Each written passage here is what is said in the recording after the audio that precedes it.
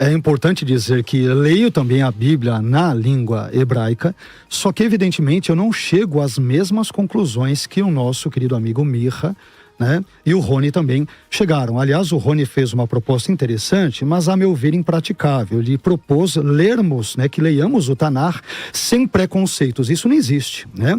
Aliás, ele falou sobre ler o Tanar que nós não chegaremos à figura do Mashiach. Pois bem, os autores e discípulos de Jesus do contexto neotestamentário liam o Tanar e chegaram à conclusão de que Yeshua é o Mashiach, comprovando que essa percepção, e eu digo de forma muito respeitosa, ela não se sustenta na prática. Agora, o Mirra disse várias coisas aqui, e se eu falar alguma coisa errada, você, por favor, me corrija, viu, Mirra?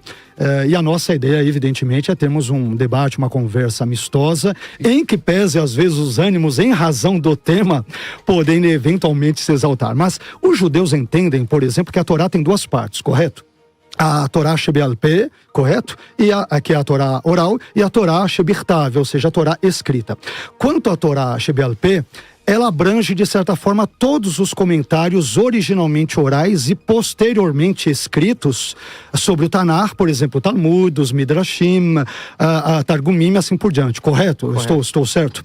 Então, bem, mas se este é o caso, então a Torá Shebe'al Peh é problemática quanto à interpretação do Tanar por várias razões. Eu estou dizendo isso porque o Mirra, ele comentou aqui que tem problemas na interpretação do Novo Testamento e tudo, e há problemas. O Sayão reconheceu isso, admitiu isso, nós cristãos admitimos isso, mas nós temos algumas situações bem problemáticas. Então, por exemplo, primeiro, a noção de que a Torá Shebe'al Peh, ou seja, a Torá oral, ela foi dada por Deus a Moisés, ela não pode ser comprovada, né? Que Deus deu para Moisés a Torá Shebirtav, ou seja, a Torá escrita, tudo bem. Agora que Deus deu também a Torá Shebe'al Peh, já é bastante discutível, inclusive para Moisés, e que ela se apresenta do jeito como se apresenta hoje, por meio, por exemplo, do Talmud, que ele é escrito entre 2º ao 6º séculos da nossa era, os Targumim, os Midrashim e aquela coisa toda. Agora, a Torá Shebe'al Peh, com frequência, ela entra em conflito com o Tanar, né? Então, por exemplo... O senhor está dizendo, perdão, professor, até para quem está nos ouvindo, o senhor está dizendo que essa Torá, que é uma tradução oral, ela entra em conflito com a Torá escrita, com a Bíblia hebraica escrita. Eu estou dizendo e vou provar aqui, né? Então, é só, claro, de novo, de forma amistosa, mas evidentemente é um debate. Então, por exemplo, em Gênesis 22, é dito que Abraão ele não chegou a sacrificar Isaac no Monte Moriá. Correto? Todo mundo sabe disso, qualquer judeu vai concordar com isso. Já a Mechilta de Rabi Shimon Bar Yochai, no capítulo 6 e parágrafo 1º, ela diz que Isaac, filho de Abraão, ofereceu 1/4 do seu sangue sobre o altar. É fato este, entre aspas, que não aparece em nenhum momento no Tanar. Pode procurar variante textual, a Septuaginta, o que você quiser, não aparece. Outro texto interessante, em Êxodo 4:24, Shemot, o texto bíblico diz que o Senhor encontrou alguém no caminho, possivelmente Moisés ou Gerson, texto hebraico, ele não menciona quem, e quis matá-lo. Já o Talmud babilônico, no tratado Nedarim 32a, declara que o rabino Simeão ben Gamaliel disse que Satã não procurou matar Moisés, mas a criança, ou seja, Gerson. Mas em momento algum, a Torá diz que Satã quis matar alguém em Êxodo 4:24, mas o Talmud, que é parte da Torá oral, ele diz isso. Então, esses exemplos, eles são importantes, e citando mais uma vez Maimônides, que foi citado aqui mais de uma vez, Maimônides na sua Mishneh Torá, que é a repetição da Torá, no capítulo 11, parágrafo 3, ele vai dizer o seguinte: esta Torá, seus estatutos e suas leis são eternos, não podemos acrescentar nada a eles ou diminuí-los.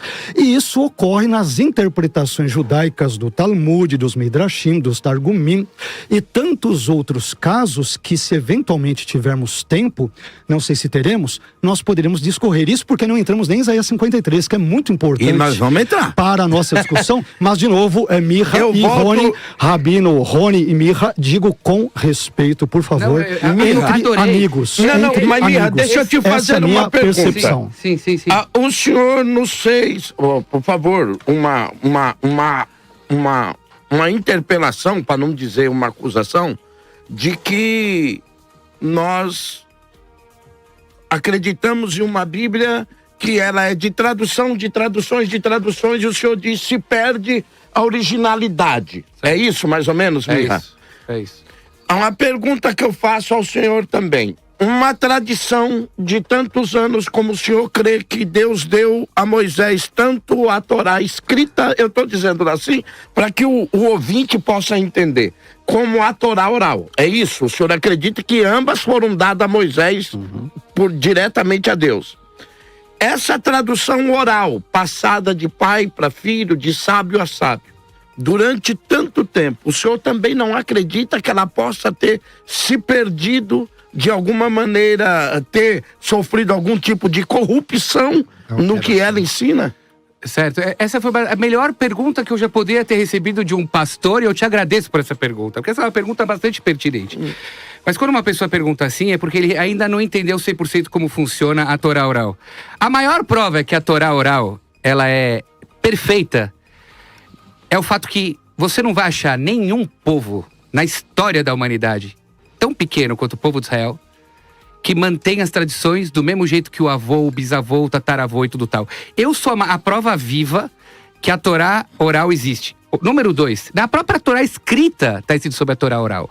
Ele é Hukim ve a Torot. Torot não é o Novo Testamento, porque o Novo Testamento está cheio de contradições. A Torá escrita não tem nenhuma contradição. Se tiver, eu sou o primeiro a rasgar. E vou dizer mais. Se você encontrar contradição na Torá oral também, eu também rasgo a Torá. Eu vou te explicar também. O que você trouxe não é nem um pouco de contradição. Quanto mais um indivíduo estuda a Torá escrita na fonte, não como hebraístas estudam, e não como evangélicos estudam do Almeida, da tradução, ele entende aonde está o vácuo que os sábios entraram para fazer as drashot. Nenhuma drachá de um sábio pode ferir a estrutura óssea, a espinha dorsal da Torá. Permite ele fazer uma drachá, e aí um vai falar, permitido, proibido, isso pode acontecer. A Deus, quando ele deu a Torá, ele não queria que a Torá virasse um gibi. Se você lê o gibi uma vez, 2 vezes, 3 vezes, enjoa. O que faz a Torá estar eternamente no povo de Israel, de uma forma que mais uma vez eu vou estudar, é o fato que a gente tem a Torá oral. Que a Torá oral permite a gente fazer interpretações. Olha, daqui eu consigo tirar isso, daqui eu consigo tirar aquilo. Então não é uma contradição quando você me fala para mim que Gênesis 22, ele não chegou a sacrificar, quando os nossos sábios falam que Isaac voltou pro pai e falou, mas pai, Deus te deu um mandamento. A Torá oral fala isso, tá? Você concorda? Não tá? Deus te deu um mandamento, e agora como a gente vai cumprir esse mandamento? Tira um pouquinho de sangue de mim. Tem muita coisa na Torá escrita que você não vai entender sem a Torá oral. Como é que vai colocar filactérios? Você concorda que Jesus também fez a Torá escrita? Como é que vai colocar filactérios? Como é que eu sei que é para cortar a carne do prepúcio? Talvez é para cortar a carne do nariz.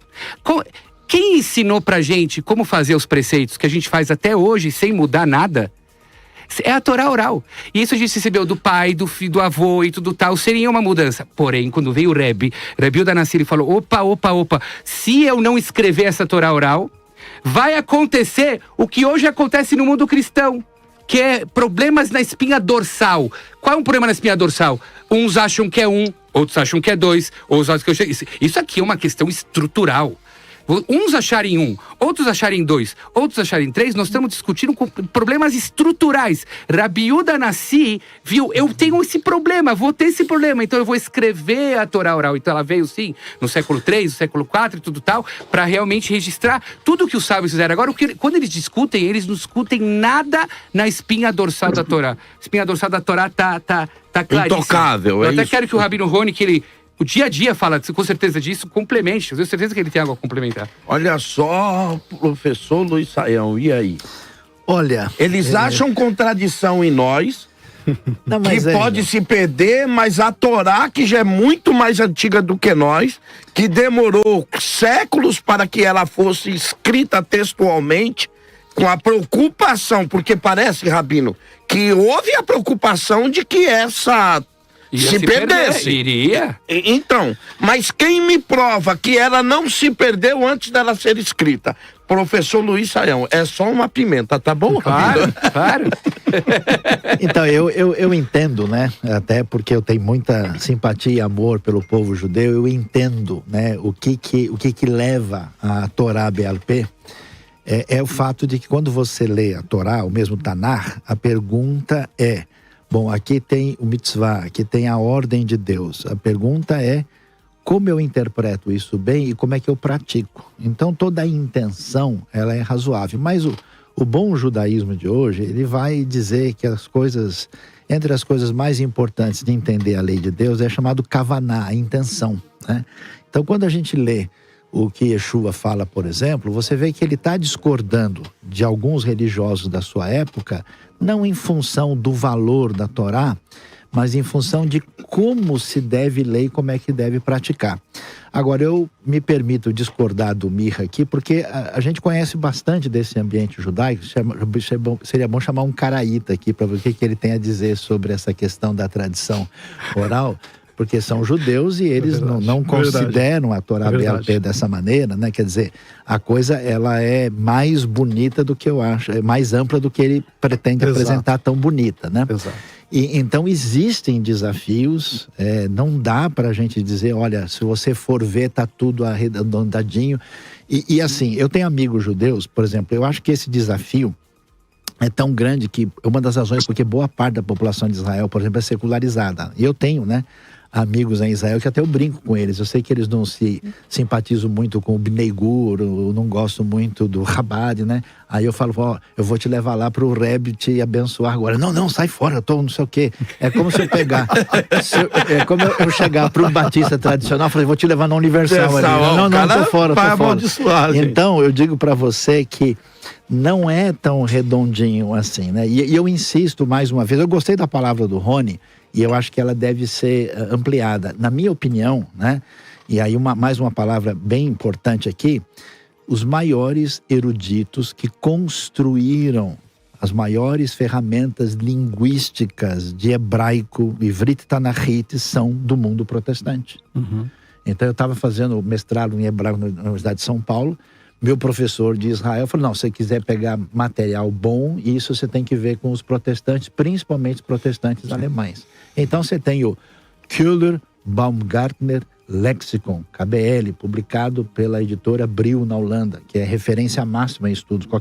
Vai para a Universidade Hebraica de Jerusalém, Barilã, eles vão usar esse material, né? Então dizer assim, que cristãos não me entendem porque eles não conhecem hebraico, grande parte dessas ferramentas assim vai pegar a Harvard Semitic Studies, pega o Zeitschrift für Alttestamentwissenschaft, um monte de estudos assim, então não é um argumento que corresponde. E também, o hebraico bíblico, né? Você sabe que foi lançado agora em Israel um Tanar em hebraico moderno para a leitura das pessoas. Por quê? Porque os judeus que falam, chamado Ivrit modernito, o hebraico moderno, eles não entendem o Ivrit Tanachit. O hebraico bíblico, ele é um desafio, é complexo, tem uma série, a sintaxe toda diferente. O senhor diz até mesmo pro judeu? Claro, e até pro judeu religioso. Confirmo. Entendeu? Então, assim, não é... E assim, fala Almai Betulá, você pega um léxico de verdade, o Brown Driver Briggs, o KBL, até no Eben Shoshan, se você pegar esse material, você vai ver que um termo, ele tem 1, 2, 3, 4, 5, tem uma amplitude semântica. Então, assim, não adianta dizer que é fácil, nem pro cristão, nem pro judeu, que, desculpa, eu acho que é um argumento que ultrapassa os bons sensos. Na minha opinião, os judeus precisam baixar um pouco a bola, ser mais humildes e falar, olha, os cristãos podem nos ajudar a entender certas coisas e a gente pega pesado demais. E os cristãos, inclusive com a sua terrível, maldita tradição antissemita, baixa a bola e dizer que eles não conseguem ser nada sem a base hebraica, que é a raiz da fé que vem através de Yeshua. Então, a minha proposta, vamos parar de brigar e vamos conversar direito. Vamos conversar. Querido Rabino Rony, o senhor tem o tempo disponível, porque até o querido Rabino também tem um compromisso, mas o senhor tem o tempo que o senhor quiser agora, Rabino. Manda umas burecas pra gente aí. Muito obrigado. Eu fui pego de surpresa. Eu soube que eu ia participar disso às 5 da manhã de Israel. Opa, isso é coisa de brasileiro. E além disso, eu não recebi o cafezinho do Mica e nem a taça de água aqui que o pastor recebeu. Olha, eu vou fazer um café especial pro senhor quando o senhor vir aqui na Mais FM. A Torá brasileira é tudo feito em cima da hora. Você faz parte da nossa tradição aqui. A gente esqueceu que Deus é brasileiro. Olha, eu quero falar rapidamente algumas coisas. Número 1, é curioso, talvez seja um pouquinho do cabelo branco, Mas eu acho que eu e o pastor Saião temos muita coisa em comum. Inclusive, tá perdido, te convido para um café aqui em Israel na sua próxima viagem. Mas só se for duplo. E eu não pago. Então eu vou pensar de novo.